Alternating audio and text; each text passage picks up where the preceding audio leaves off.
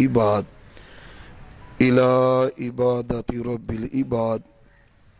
أعوذ بالله السميع العليم من الشيطان الرجيم. بسم الله الرحمن الرحيم. وما من دابة في الأرض إلا على الله رزقها ويعلم مستقرها ومستودعها. قال النبي صلى الله عليه وآله وسلم: يا ابن آدم تفرغ لعبادتي أملأ صدرك غنى وأسد فقرك وإن لم تفعل ملأت يديك شغلا ولم أسد فقرك، أو كما قال عليه السلام. اللهم صل على محمد وعلى آل محمد وبارک وسلم وصلی علیہ. انتہائی قابل احترام معزز سامعین حضرات،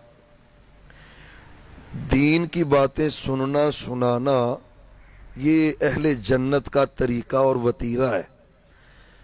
جہنم میں جب جہنمیوں کو ڈالا جائے گا، سورہ ملک پارہ نمبر 29 کے اندر پہلے رکوع میں اللہ تعالیٰ فرماتے ہیں کہ جب دروغے کو جہنم کے چوکی دار کو وہ کہیں گے کہ ہمیں یہاں سے باہر نکالو، تو دروغہ ان کو کہے گا: الم یاتکم نذیر، تمہارے پاس کوئی ایسا نہیں آیا جس نے تمہیں دین کی بات سنائی ہو؟ تو وہ جہنمی جہنم میں کہیں گے: قالوا لو کنا نسمع، کاش ہم ان بھیجے گئے لوگوں کی باتوں کو سن لیتے، کاش ہم سن لیتے. تو معلوم یہ ہوتا ہے یہ نہ سننا دین کی باتوں کو یہ بھی خطرے کا باعث عمل بن جاتا ہے. دین کی باتوں کو سننا اور سننے سنانے کا انتظام کرنا یہ اللہ اور اس کے رسول صلی اللہ علیہ وآلہ وسلم کی شریعت اور آپ کے دین کا حصہ ہے. یہ بات بھی یاد رکھیں، اگر بندہ سنے گا نہیں تو عمل کیسے کرے گا؟ عمل کے لیے سننا انتہائی ضروری ہے. یہی وجہ ہے کہ جمعے کے خطبے کو فرض قرار دیا گیا ہے. جمعے کے خطبہ جو ہفتے بعد ہوتا ہے اس کا مقصد یہ ہوتا ہے کہ بندے کی تربیت اور ٹیوننگ ہوتی ہے اور بندہ قرآن اور احادیث کو سن کر اپنی اصلاح کرتا ہے. تو یہ بھی اسی سلسلے کی کڑی ہے. بلکہ میں ملک الحاج ملک محمد ناصر صاحب اور اس طرح ملک شکیل احمد صاحب اور تمام احباب سے یہ گزارش کروں گا کہ یہ سلسلہ چلتا رہنا چاہیے. ماہانہ کر لے، سماعی کر لے، لیکن یہ سلسلہ سننے سنانے کا ہوتا رہنا چاہیے. یہ بڑا پاکیزہ عمل ہے. اللہ تعالیٰ اس کو قبول بھی فرمائے اور ہماری دنیا اور آخرت کی نجات کا اور ہدایت کا اللہ تعالیٰ اس کو ذریعہ بنا دے. پیارے بھائیو، مختصر سی آج کی یہ نشست ہے اور اس میں ہم نے مختصر سے وقت میں چند باتیں اللہ تعالیٰ اور اس کے رسول صلی اللہ علیہ وسلم کی کرنی ہے، اس نیت سے اور اس ذہن سے کہ اللہ تعالیٰ ہماری دنیا بھی اچھی کر دے اور ہماری آخرت بھی اچھی کر دے. دونوں ہی مطلوب ہیں. یہ کہنا کہ دنیا سے کٹ ہو جاؤ اور دنیا چھوڑ دو اور صرف مسجد کی حد تک دین ہے، یہ بالکل اسلام کی تعلیم نہیں ہے. اسلام قطعاً اس کی نہ اہمیت بیان کرتا ہے اور نہ اس کی حوصلہ افزائی کرتا ہے. ہمارا دین تو وہ ہے کہ جس میں آخرت بعد میں مانگی جاتی ہے اور دنیا پہلے مانگی جاتی ہے. ربنا آتینا فی الدنیا حسنہ وفی الآخرۃ حسنہ وقنا عذاب النار. اللہ تعالیٰ نے قرآن کریم میں اپنے پیارے بندوں کا جو ذکر کیا ہے، فرمایا وہ کہتے ہیں یا اللہ ہمیں اچھی دنیا عطا کر دے اور اچھی آخرت عطا کر دے. یہاں پر آخرت کا ذکر بعد میں ہے اور دنیا کا ذکر پہلے ہے. اس سے پتہ یہ چلتا ہے کہ یہ دنیا جو ہے یہ ہمارے دین کا حصہ ہے. یہ ایک جاہلانہ بات ہے، ابھی دنیا چھوڑ دو، جنگلوں میں چلے جاؤ، یا صرف مسجد کی حد تک دین کا نام ہے. یہ قطعاً اسلام کی تعلیم نہیں ہے. نبی رحمت صلی اللہ علیہ وآلہ وسلم کی سیرت، آپ کا دین ایک بہت وسیع ایک موضوع ہے. اس میں ایک بات جو ہمارے متعلقہ ہے، ہر بندے کی ضرورت ہے رزق، اس کو چاہیے ہوتا ہے دنیا میں زندگی بسر کرنے کے لیے، مال کی، دولت کی، رزق کی ضرورت ہر آدمی کو ہے، وہ چاہے مسلمان ہے یا غیر مسلم ہے، ہر بندہ ہی رزق کی تلاش میں ہے، کیونکہ زندہ رہنے کے لیے بندے کو رزق کی ضرورت ہے۔ پیسہ نہیں ہوگا تو گھر کے اخراجات پورے کیسے ہوں گے؟ پیسہ نہیں ہوگا تو بیوی بچوں کی کفالت بندہ کیسے کرے گا؟ پیسہ نہیں ہوگا تو بہن بھائیوں کی کفالت کیسے ممکن ہے؟ تو معلوم یہ ہوتا ہے کہ پیسہ کمانا، دولت کمانا، رزق کے حصول کے لیے نکلنا یہ اسلام کے منافی نہیں ہے، بلکہ اسلام تو حوصلہ افزائی کرتا ہے ایسے لوگوں کی۔ صرف پابندی اسلام یہ لگاتا ہے کہ جن رستوں کو میں نے حرام قرار دیا ہے ان رستوں سے بچ جاؤ، اور باقی جو حرام کردہ رستوں کے علاوہ جتنے بھی رستے وہ سب حلال کے رستے، ان کو اختیار کرو، اس میں محنت کرو، اس میں مال کماؤ، اس میں دولت کماؤ۔ یقین جانیے اللہ منع نہیں کرتا۔ جو 10 صحابہ ہیں جن کو دنیا میں ہمارے نبی محترم صلی اللہ علیہ وآلہ وسلم نے جنت کی بشارت دی ہے، ان میں سے کئی صحابہ ایسے ہیں جن کو جنت ملی ہے وہ دولت کے سبب سے ملی ہے، یعنی وہ مالدار تھے، انہوں نے دولت اللہ کے راستے میں خرچ کی، اور محبوب علیہ السلام نے دنیا میں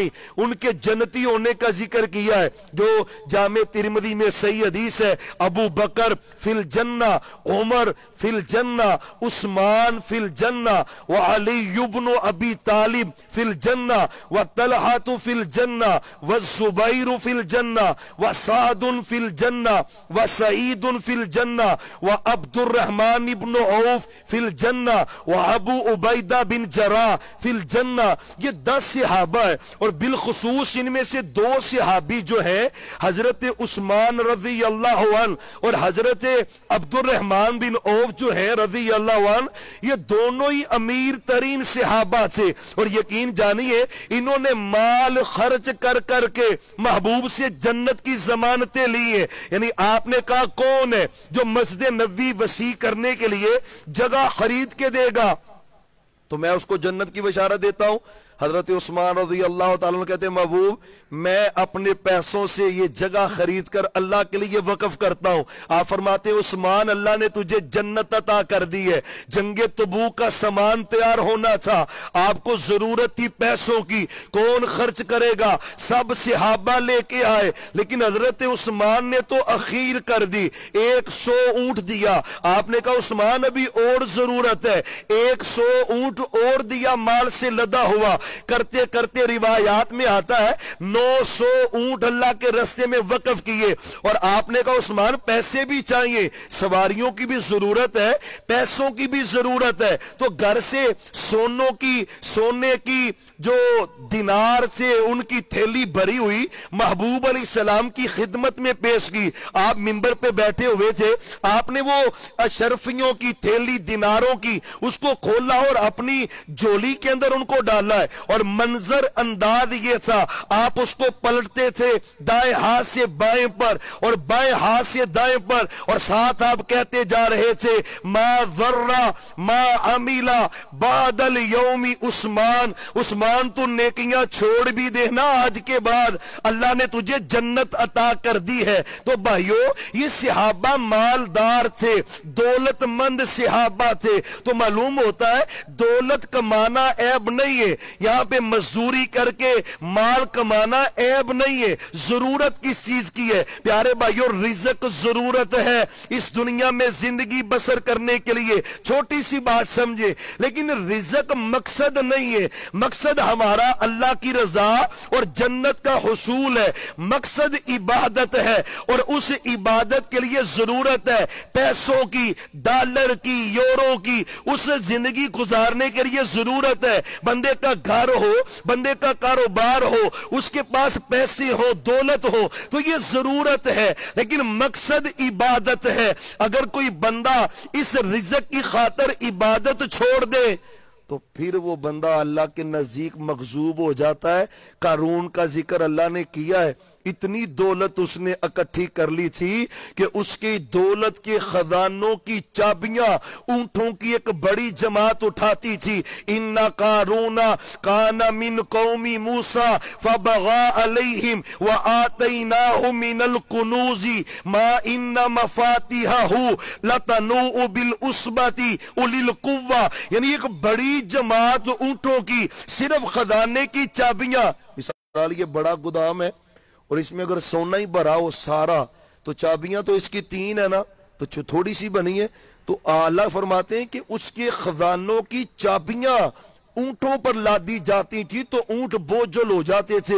خزانے کتنے زیادہ ہوں گے, لیکن وہ بندہ نا دولت کماتا رہا لیکن اللہ کو یاد کرنا بھول گیا, اللہ کی عبادت و بندگی مقصد بھول گیا. تو انجام جو ہوا ہے وہ سب کے سامنے, زمین پھٹی اور وہ زمین کے اندر دنسا دیا گیا خزانوں سمیت. پیارے بھائیوں سمجھیں بات کو, دولت کمانا منع نہیں ہے, دولت کمانا معیوب بھی نہیں ہے, مال جمع کرنے کو اللہ منع نہیں کرتے, لیکن بندہ صرف مال کا ہی ہو جائے اور اللہ سے تعلق ہی جوڑ دے. جو رزق دے رہا ہے, جو آپ کہہ لیں کہ رزق مہیا کر رہا ہے, جس نے نعمتیں عطا کی ہیں, اب اس کا شکرانہ نہیں ادا کرتا. فجر پڑھ کر, ظہر پڑھ کر, عصر پڑھ کر, مغرب پڑھ کر, عشاء پڑھ کر, جو کام وہ کہتا ہے اس کو کر کے, جس سے وہ روکتا ہے رک کر, اب اس کی عبادت نہیں نہ کرتا, تو پھر ایسا بندہ مغضوب ہے.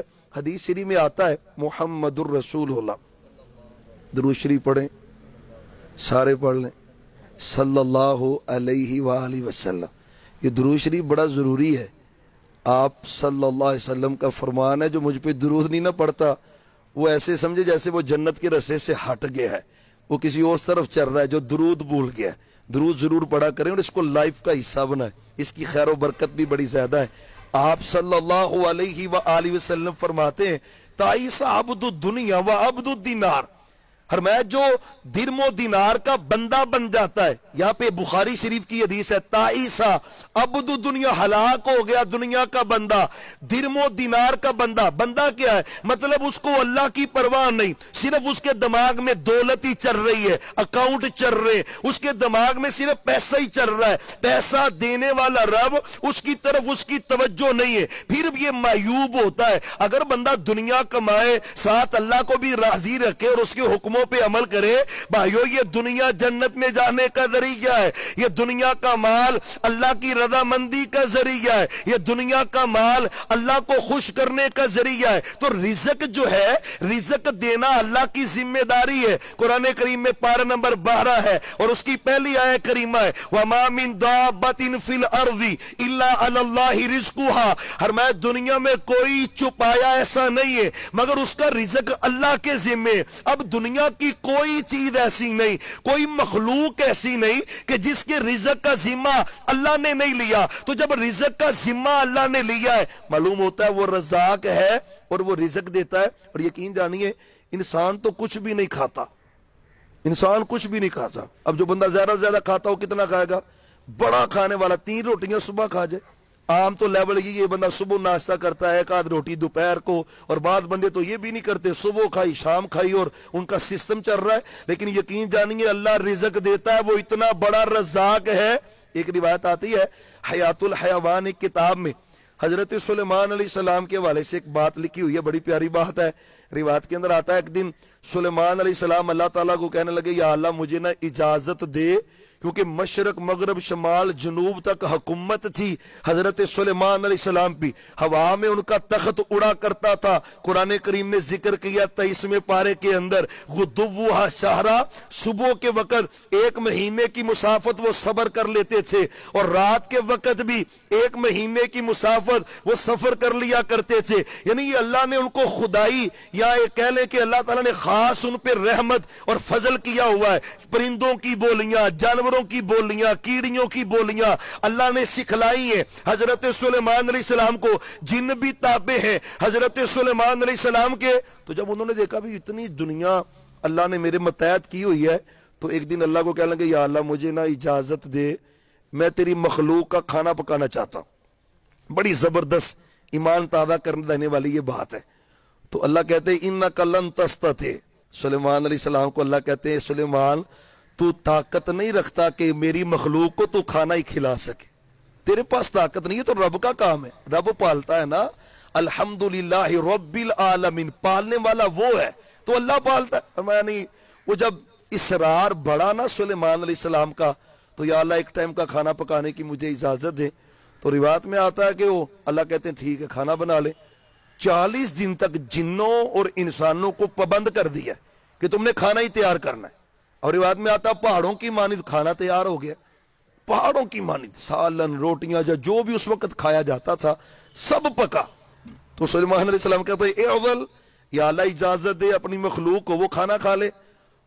تو اس روایت کے لفظ ہیں کہ قریب سے ایک مچھلی نکلی بڑی، ایک ہی لقمے کے اندر وہ سارا ہی کھانا کھا گئی، ایک ہی لقمے میں سارا ہی کھا گئی۔ اب وہ پتہ کیا کہتی ہے سلیمان علیہ السلام کو، یا سلیمان انی لا اشبع، سلیمان علیہ السلام کو کہتی ہے میرا اللہ مجھے روزانہ اس طرح کے 2 لقمے دیتا ہے، ابھی تو میں سیر نہیں ہوئی، مجھے ایک اور دے۔ فخر ساجدہ، تو سلیمان علیہ السلام سجدے میں گر کے رونے لگ پڑے اور کہنے لگ پڑے یا اللہ مخلوق کو پالنا صرف تیرا ہی کام ہے، او بھائیو رزاق وہ ہے، وہ رزق دیتا ہے، وہ ہمیں نہیں دے گا، وہ ہمیں نہیں عطا کرے گا، ہم کتنا کھا جائیں گے؟ دنیا میں اتنی مخلوقیں، رب ان کو پال نہیں رہا، رب ان کو دے نہیں نہ، تو رزاق اللہ ہے۔ سب سے پہلے یہ عقیدہ اور منج رکھے کہ رزق میرے اللہ کا۔ یہ جو شبہ ہوتے ہیں نا، بعض بکسر بھائی آتے ہیں بدار میں بھی یا جمعہ کے بعد بھی، آپ جی کسی نے میری دکان کو نا میرے رزق کو بند کر دیا، میرے تویز ڈال دیے، میرا رزق بند ہو گیا۔ او بھائیو کوئی کسی کے رزق کو بند نہیں کر سکتا، اللہ دینا چاہے، اور مخلوق کی کیا مجال ہے وہ آپ کا رزق ہی بند کر دے؟ نہیں، جب اللہ دینا چاہے تو کوئی نہیں بند کر سکتا۔ تو پہلے عقیدہ رکھیں جو میرے نصیب کا رزق ہے وہ مجھے ہی ملنا ہے، پوری دنیا بھی جمع ہو جائے تو میرے نصیب کا رزق چھین سکتی؟ اللہم لا مانع لما آتیت، اللہ جو تو مجھے عطا کرنے والا نا پوری کائنات مل کے نہیں دینے والی، اور جو تو روک لے پوری دنیا بھی دینا چاہے تو وہ دے نہیں سکتی۔ تو پہلا عقیدہ رزق کے والے سے کہ رزق اللہ دیتا ہے۔ کون دیتا ہے؟ اللہ مالک کے رزق۔ اچھا، ہر بندے کو ضرورت ہے رزق کی۔ پہلی چیز رزق کے حصول کے لیے پہلی چیز اللہ کی عبادت و بندگی ہے۔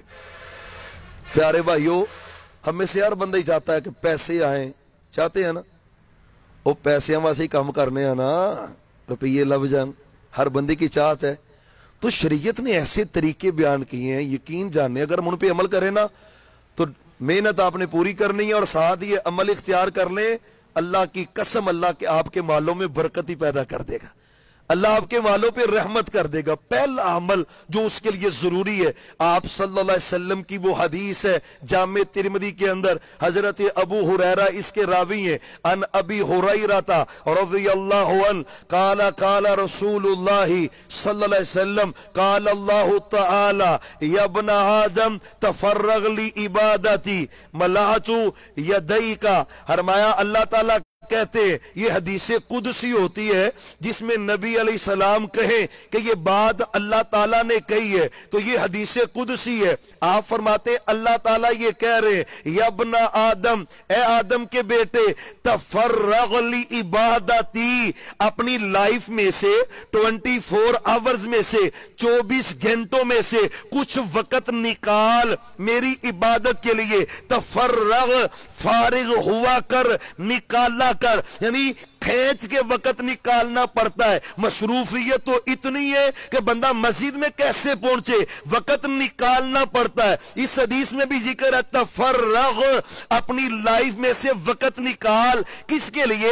لی عبادتی، میری عبادت کے لیے۔ میں اللہ ہوں اس پہچان کے لیے وقت نکال، میں اللہ ہوں، میں رازق ہوں، میں عطا کرتا ہوں، کائنات میں نے بنائی ہے، پیدا میں نے کیا ہے، رزق میں دے رہا ہوں, عزت اور ذلت کا مالک میں ہوں, کل نبیوں کو بھیجنے والا میں ہوں, کائنات کا خالق مالک رازق میں ہوں. اس کی پہچان کے لیے وقت نکال, توحید پہچانے, تفرغ لی عبادتی, نماز کے لیے وقت نکال, اللہ کی عبادت قرآن کے لیے وقت نکال, اللہ کے ذکر عبادت کے لیے وقت نکال. اللہ کہتے پھر پتا کیا ہوگا, املا صدر کا غنا, اللہ کہتے میں تجھے اتنا غنی کر دوں گا کبھی تجھے کسی کے آگے ہاتھ نہیں پھیلانا پڑے گا.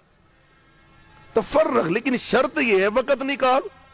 ہم نے لاکھوں پتی اور کروڑوں پتی لوگوں کو دیکھا ہے, یقین جانیے ان کی محتاجگی ختم نہیں ہوتی. سبب کیا ہے, جب عبادت نہیں نہ ہوتی تو اللہ دل میں غنا پیدا ہی نہیں کرتے. دل میں غنا پیدا تب ہوتا ہے جب بندہ اللہ تعالیٰ کی عبادت کے لیے وقت نکالتا ہے. اب کائنات میں سب سے عظیم ہستی جو ہے وہ محمد الرسول اللہ ہے صلی اللہ علیہ وسلم. سب سے عظیم آپ ہیں, آپ سے بڑھ کر کائنات میں کوئی بھی نہیں ہے. پہلوں میں سے, بعد والوں میں سے, خدا سے تو کم ہے, سب سے زیادہ, دو عالم سے اعلیٰ ہمارے محمد صلی اللہ علیہ وسلم. آپ اعلیٰ ہے, لیکن آپ کی زندگی دیکھیں, آپ نے زندگی بھر نماز نہیں چھوڑی, زندگی بھر نماز نہیں چھوڑی. ہم سارے مسلمان ہیں نا, سارے مسلمان ہیں. نبی علیہ الصلوۃ والسلام سے محبت ہے نا, سب کو, سب کو ہے. تو جب ہمارے نبی علیہ السلام نے نماز نہیں چھوڑی تو بھائیو پھر ہم کیوں چھوڑتے ہیں؟ یہ محبت کیسی ہے کہ آپ کی بات ہی ہم فالو نہیں کر رہے, مان ہی نہیں رہے.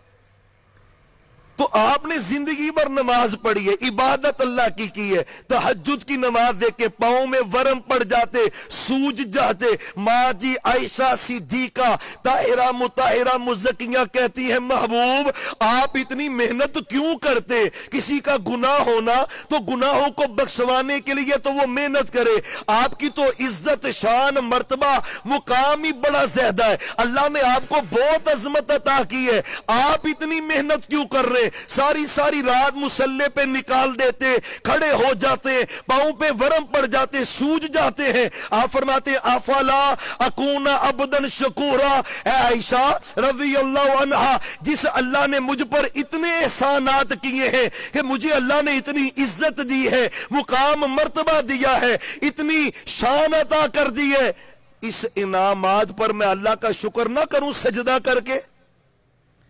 وہ پیارے بھائیوں, آپ کے اور ہمارے نبی تو نمازیں پڑھ کے اللہ کا شکر ادا کریں. ہم آپ کے کیسے امتی ہیں؟ میں 5 وقت نماز کی پابندی نہیں کرتا. اور بھائیوں جس رزق کی تلاش میں سے عبادت نکل جاتی ہے, خالی کھانا پینا سونا, یہ تو جانور بھی کام کرتے. ہر بندہ واقف ہے, ڈنگر پنڈا چ رکھے ہوندے لوکاں نے, جانور وہ کھاتے ہیں پیتے ہیں اور سوتے ہیں. اور ایک انسان کی زندگی بھی اگر اسی طرح ہو تو میری بات نہیں ہے, بات اگرچہ ذرا سخت ہے لیکن میری نہیں ہے. قرآن کریم کی آیت ہے 26ویں پارے میں, والذین کفروا یتمتعون ویاکلون کما تاکل الانعام, فرمایا جو میرے باغی اور نافرمان ہیں وہ ویسے کھاتے ہیں جیسے جانور کھاتے ہیں. مطلب کیا ہے کہ اللہ کی اگر عبادت زندگی سے نکل جائے تو پھر ایک جانور کی زندگی میں اور انسان کی زندگی میں فرق کیا ہے؟ انسان کی زندگی یہی ہے کہ محمد الرسول اللہ صلی اللہ علیہ وسلم نے زندگی بھر اپنے اللہ کی عبادت کی.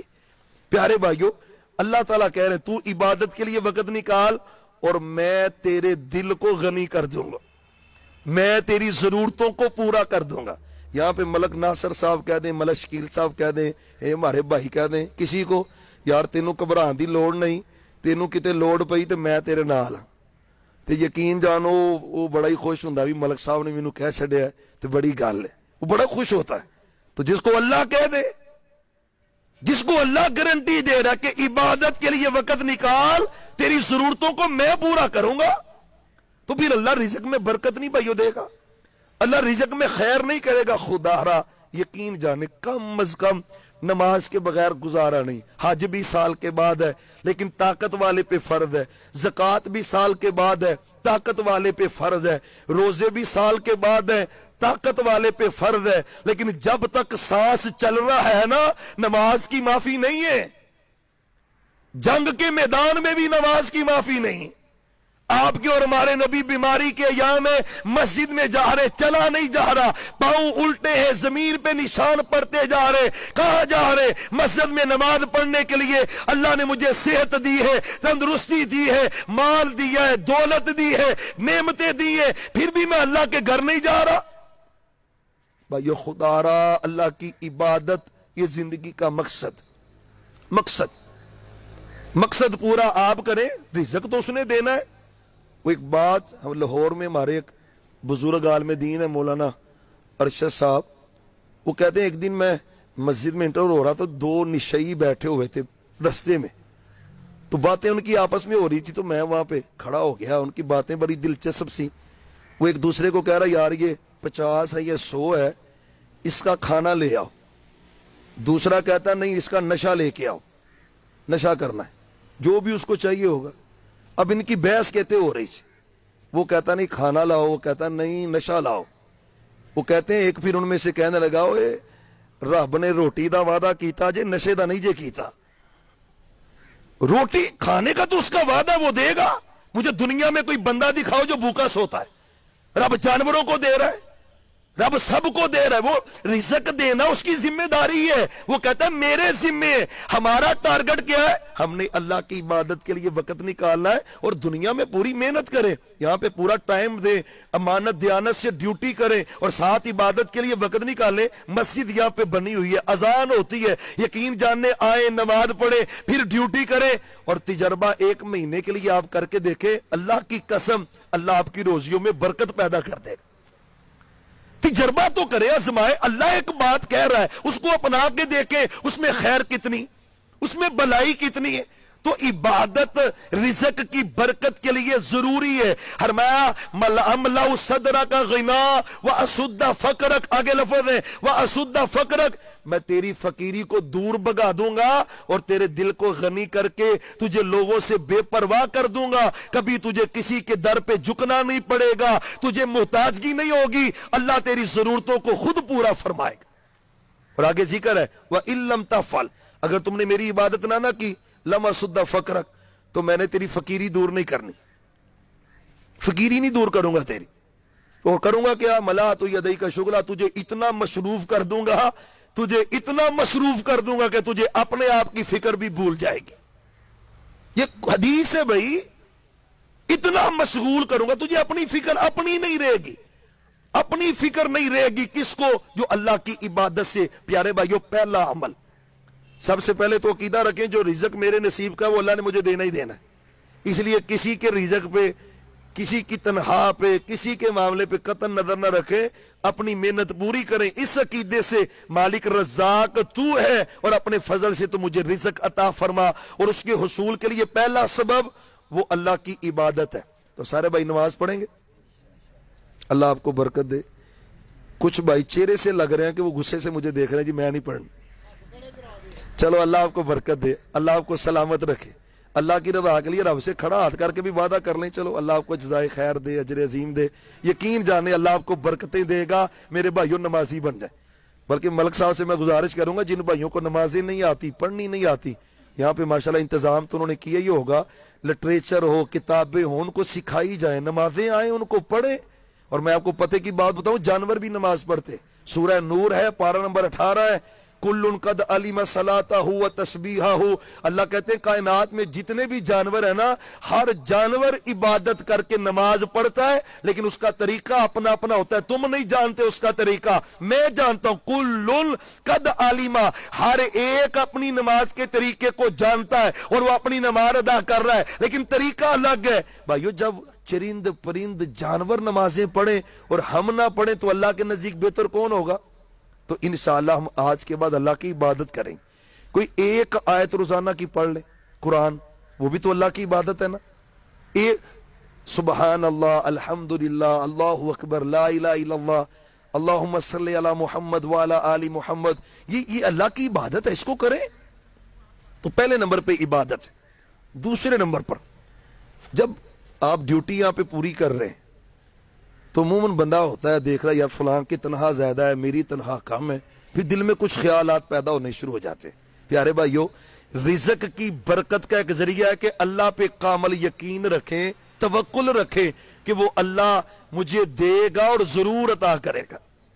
حدیث ہے ابو داؤد شریف میں آپ فرماتے لو انکم تتوکلون علی اللہ حق توکلہ لرزقتم کما ترزق الطیر، فرمایا اگر تم اللہ پہ ایسا بھروسہ کرو جیسے پرندے بھروسہ کرتے تو اللہ تمہیں ایسے رزق دے گا جیسے پرندوں کو رزق دیتا ہے۔ فرمایا تاغدو خماسا، وہ اپنے گھونسلوں سے خالی پیٹ نکلتے اور رات کو اللہ ان کے پیٹ بھر کے نہ ان کو اپنے گھروں میں اپنے گھونسلوں میں واپس لٹاتا ہے، نہ ان کی فیکٹریاں ہیں، نہ ان کی دکان ہے، نہ کسی جگہ پہ ملازمت کرتے، لیکن اللہ ان جانوروں کو رزق دے رہا ہے، پرندوں کو رزق دے رہا ہے۔ تو محبوب علیہ السلام فرما رہے اگر تم اللہ پہ بھروسہ کرو ایسے جیسے پرندے کرتے تو اللہ تمہیں رزق دے گا، اللہ تمہیں ایسے رزق دے گا جیسے پرندوں کو دیکھتا ہے، یعنی نکلتے بھوکے ہیں، گھروں کو جب ریٹرن ہوتے واپس آتے پیٹ بھرے ہوتے۔ مقصد یہ ہے کہ توکل اور یقین خالص اللہ پہ کر لیں کہ جو رزق میرے نصیب کا ہے محنت پوری کرے۔ توکل کا یہ معنی قطع نہیں ہے میں نے گھر سے نہیں نکلنا، ڈیوٹی پہ نہیں جانا، فیکٹری نہیں لگانی، دکان نہیں کھولنی، اور اللہ پہ یقین کر دینا بھی رب دے گا۔ او بھائیو، توکل کا معنی یہ ہے کہ اسباب اختیار کریں، محنت پوری کریں اور اس کے نتائج اللہ پہ ڈال دیں۔ اللہ میں نے محنت پوری کی ہے، اپنی ڈیوٹی پوری کی ہے اور اس کے بدلے میں مجھے رزق بھی دے اور اس میں برکت بھی عطا فرما۔ یہ توکل ہے۔ سب کچھ چھوڑ چھاڑ کے گھر بیٹھ جانا، اسباب اختیار نہ کرنا، یہ توکل نہیں ہے۔ آپ نے اس کی حوصلہ شکنی کی ہے، محنت پوری کرے اور اس کے بعد توکل اللہ پہ ڈال دے کہ اللہ مجھے رزق ضرور عطا کرے گا۔ تیسرے نمبر پہ تقوی ہے۔ تقوی بھی ایک ایسا عمل ہے جو اللہ تعالیٰ تقوی کے سبب سے بندے کو غیب سے رزق دیتا ہے، غیب سے۔ تقوی ہے کیا؟ آسان سی بات ہے، اللہ تعالیٰ کی ہر نافرمانی سے بچنا اور ہر نیکی کو اختیار کرنے کا نام تقوی ہے۔ آسان اس کا ترجمہ یہ، آسان گناہوں سے اپنے دامن کو بچائے اور ہر نیکی اختیار کرے، اسے تقوی کہتے ہیں، اور یہ زندگی کا مقصد ہے۔ زندگی کا مقصد تقوی کا حصول ہے۔ توحید، نماز، روزہ، حج، زکوٰۃ، قربانی، ایک ایک عمل، تفصیل نہیں ہے، ٹائم نہیں ہے، میں آپ کے سامنے قرآن کی آیات پڑھوں۔ توحید کا مقصد بھی تقوی ہے، نماز کا مقصد بھی تقوی ہے، حج کا مقصد بھی تقوی ہے، روزے کا مقصد بھی تقوی ہے، قربانی کا مقصد بھی تقوی ہے، ہر عمل کا مقصد تقوی ہے۔ تقوی کیا ہے؟ کہ میرے دل میں اللہ کا ڈر پیدا ہو جائے، میں ہر اچھا کام کروں اور ہر برے کام سے بچ جاؤں، اسے تقوی کہتے ہیں۔ اور جب یہ تقوی بندے کے اندر آ جاتا ہے نا، سبحان اللہ۔ بھائی صاحب کتنی دیر تک؟ چلیں یہ بات کلوز کر کے دعا کرتے ایک واقعہ سنیں اور اس کے بعد بات ختم کرتے ہیں۔ تقوی پیارے بھائیو یہ بڑا ضروری ہے اور یہ زندگی کا مقصد۔ اپنے آپ کو گناہوں سے بچا لیں، گناہوں سے بچا لیں، اللہ کی نافرمانیوں سے بچائیں۔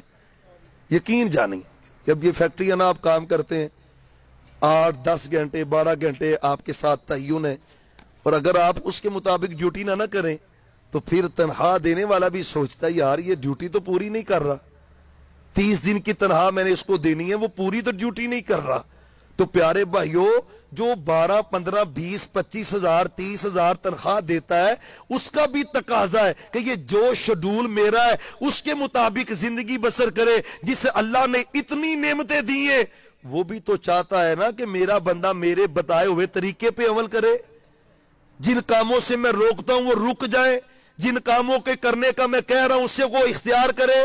تو تقوی اور اس کا فائدہ، حضرت عبداللہ بن عمر، مسند احمد کی یہ حدیث ہے، حضرت عبداللہ بن عمر رضی اللہ عنہ کہتے میں سفر میں تھا، عربوں کے اندر آج بھی سیاحت یہی ہوتی ہے، وہ جنگلات میں صحراؤں میں چلے جاتے ہیں اور خیمے لگاتے ہیں۔ اللہ سب کو مکے مدینے کی زیارت نصیب فرما دے۔ تو جب مکے سے مدینے یا مدینے سے مکہ آئے بائی روڈ تو صحراؤں میں کیمپ لگے ہوتے ہیں، وہ ان کا آج بھی طرز طریق وہی ہے اور اس وقت بھی وہی تھا۔ تو عبداللہ ابن عمر کہتے ہیں رضی اللہ عنہ میں دور صحرا میں چلا گیا، دوست ساتھ تھے، تو وہاں پہ ہم کھانا پکا رہے تھے کہ چلے کھانا کھاتے ہیں، تو کھانا دسترخوان میں پڑا ہوا تھا، ایک نوجوان قریب سے گزرا، وہ بکریاں چرا رہا تھا، تو میں نے اس کو کہا تعال یا عبداللہ، وہ اللہ کے بندے آگے کھانا کھا لے، تو وہ کہنے لگا انی صائمن، میں نے روزہ رکھا ہوا ہے۔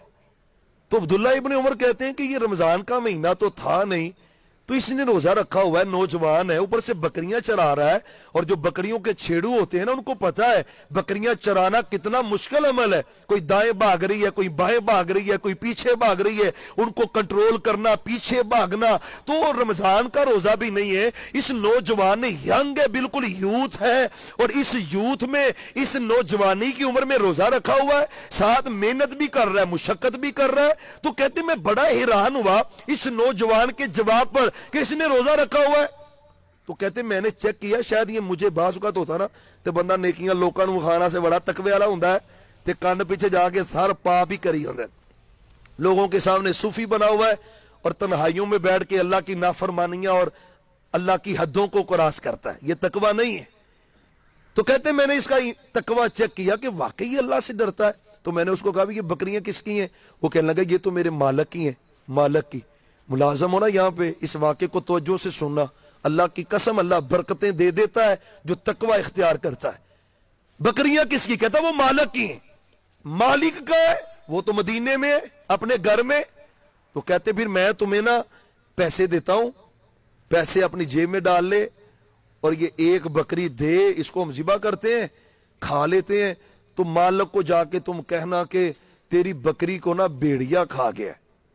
وہ لڑکا خاموش ہو گیا۔ او بھائیو، مالک کے مال کی حفاظت بھی آپ پہ فرض ہے، یہ آپ کی ڈیوٹی کا حصہ ہے کہ کوئی نقصان نہ ہو پائے یا میرے ذریعے سے کوئی میں ایسا عمل نہ کر پاؤں جس کی وجہ سے ان کا نقصان ہو۔ میرے محبوب نے جو تعلیم دی ہے نا، ایک سوئی کے برابر، بلکہ ایک سوئی مال غنیمت سے ایک صحابی گھر لے گئے تھے بغیر پوچھے۔ آپ نے جب ترغیب دی نا، فرمایا جس نے بھی اجازت کے بغیر سامان لیا واپس لائے، تو ایک صحابی نا سوئی لے کے آئے، محبوب گھر ضرورت تھی تو میں سوئی لے گیا تھا تو یہ واپس لا رہا ہوں۔ اتنی سی بھی مالک کی خیانت کرنا جائز نہیں ہے، اتنی سی بھی جائز نہیں۔ جتنی سہولیات ہیں ان کو فالو کرے، اپنائے، لے، آپ کا حق ہے۔ لیکن جو آپ کا حق نہیں ہے، اللہ کی قسم کیمرہ نہ بھی لگا ہو، اللہ کے ڈر کی وجہ سے کہیں یہ میرے مالک کی چیز ہے، اس کی حفاظت مجھ پہ فرض ہے۔ وہ کہہ رہے ہیں یہ میرے مالک کی بکریاں ہیں۔ تو پلان کیسا؟ ابھی پیسے بھی مل رہے۔ تو جب وہ خاموش ہوئے نا تو عبداللہ بن عمر کہتے ہیں یار تیرا مالک تجھ پہ یقین نہیں کرتا؟ اللہ اکبر۔ وہ لڑکا کہنے لگا اوے اللہ کے بندے، میرا مالک مجھ پہ اتنا یقین کرتا ہے، اگر میں خالی ہاتھ واپس چلا جاؤں نا مدینے اور جا کے مالک کو کہہ دوں تیری ساری بکریوں کو بھیڑیا کھا گیا، کسی نے چھین لی ہے، تو مجھ پہ شک نہیں کرے گا، وہ مجھ پہ اتنا اعتماد کرتا ہے۔ تو عبداللہ بن عمر کہتے ہیں تو پھر پیسے رکھ لے اور بکری کو روسٹ کرتے ہیں، کھاتے، تو بھی کھانا، تیرا مالک تو مدینے میں ہے، وہ کون سا دیکھ رہا ہے؟ بھائیو یہ تقوی، تقوی اسے تقوی کہتے ہیں۔ کسی اپنے بھائی کی چیز آپ کے سامنے بھی پڑی ہو، کوئی موبائل ہے، پیسہ ہے، کوئی بھی چیز ہے، کبھی نظر بھی نہ کیا کر اس کی طرف۔ اللہ برکتیں دیتا ہے کس کو؟ جو تقوی اختیار کرتا ہے، جو کسی کے مال کی طرف ناجائز نظر سے دیکھتا نہیں، اللہ تقوی دیتا ہے، اللہ اس کو مال میں برکت دیتا ہے، اس کے 12 15 20 ہزار میں اللہ ایسی برکت دیتا ہے، سارے کام بھی ہو جاتے ہیں، پیسے ختم نہیں ہوتے۔ تو عبداللہ بن عمر کہتے ہیں میں نے اسے کہا بھی تیرا مالک تجھے کون سا دیکھ رہا؟ اللہ، یا اللہ ہمیں بھی ایسا تقوی عطا کر دے۔ تو عبداللہ بن عمر کہتے ہیں جب میں نے اس کو یہ کہا نا تو وہ چہرہ اوپر کر کے نا آسمان کی طرف بار بار کہتا جا رہا تھا اللہ کے بندے، میرا مالک نہیں دیکھ رہا، آسمان والا رب تو دیکھ رہا ہے۔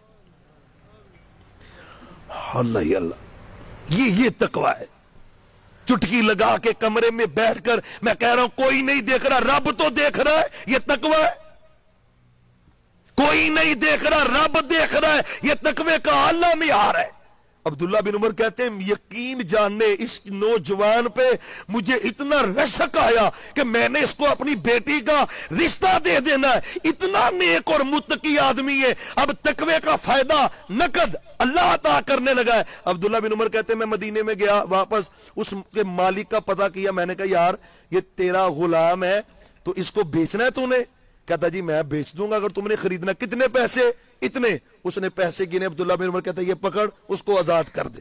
ہائے، بکریاں بھی بیچے گا جو اس کے پاس ہی، میں بکریاں بھی بیچتا ہوں، کتنے پیسے؟ اس کے پیسے دیے، بکریوں کو بھی خریدا اور غلام کو آزاد کروایا، اور اس نوجوان کو کہتے ہیں یار تیرے تقوی نے مجھے اتنا متاثر کیا ہے کہ میں نے تجھے تیرے مالک سے آزاد بھی کروا دیا ہے، اللہ کے لیے تجھے آزاد بھی کر دیا ہے، کل کو جو بکریاں تو ملازم بن کر چرواتا تھا آج تو اس کا مالک ہے، وہ ساری میں نے تجھے عطا کر دی ہے، اور تجھے میں اپنی بیٹی کا رشتہ بھی عطا کرتا ہوں۔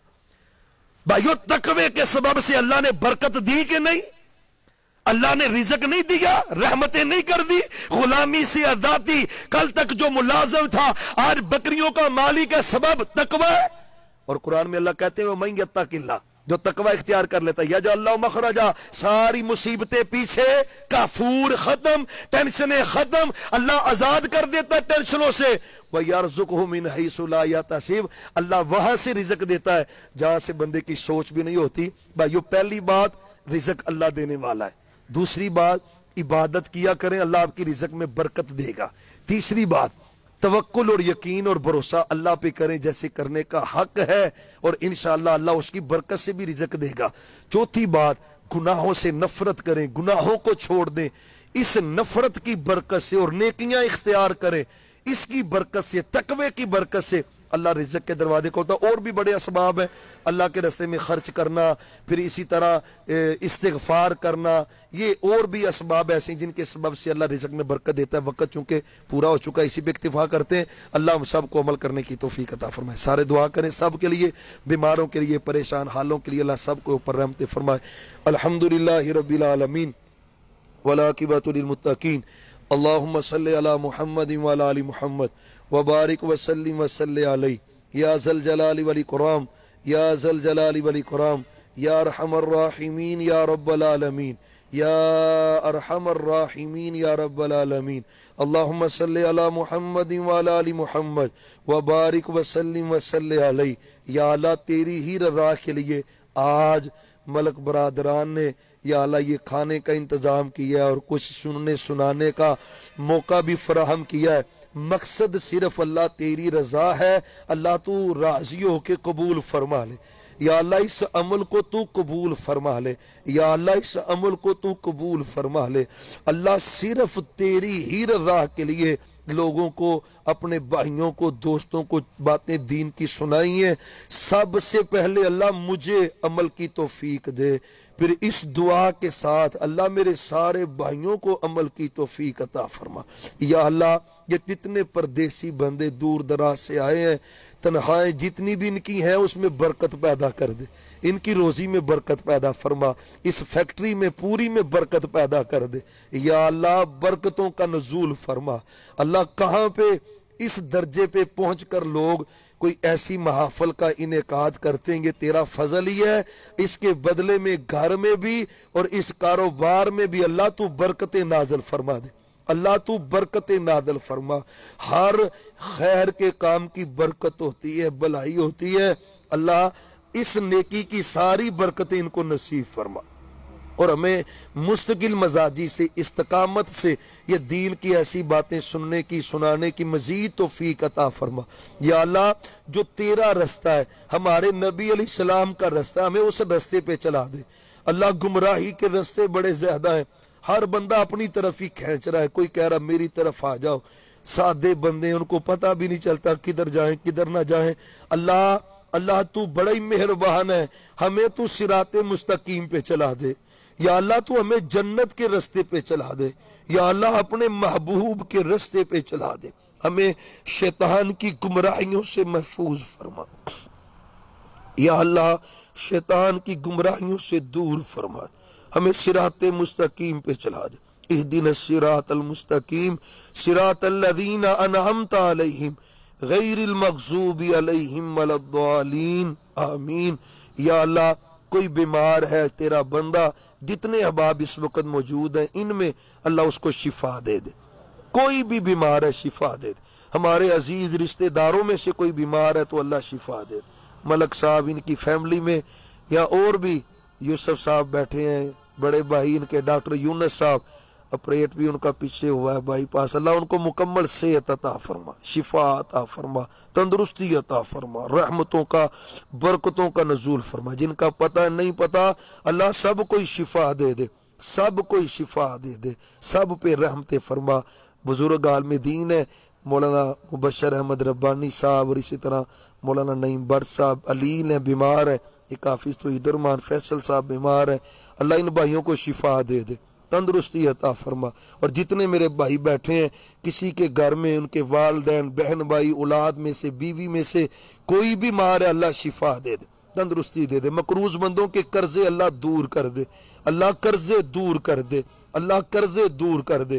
اللہ شہید بھی ہونا مقروض ہو تو اس کا قرضہ بھی معاف نہیں ہوتا، ہمیں قرضے سے محفوظ ہی فرما، ہمیں ضرورت ہی نہ پڑے تو اپنی رحمت سے غنی اور بے پرواہ کر دے، اللہ اپنی رحمت سے غنی اور بے پرواہ کر دے، روزیوں میں برکت ڈال دے، اللہ اولادوں میں برکت ڈال دے، اللہ اپنی رحمتوں کا نزول فرما۔ جو فوت ہو گئے ہمارے اعزاء اقارب جتنے بھی فوت ہو گئے ایمان والے سب کی مغفرت کر دے، سب کی قبروں کو جنت کا باغیچہ بنا دے، اللہ سب کی قبروں کو جنت کا باغیچہ بنا، ہمارے ملک پاکستان کی حفاظت فرما۔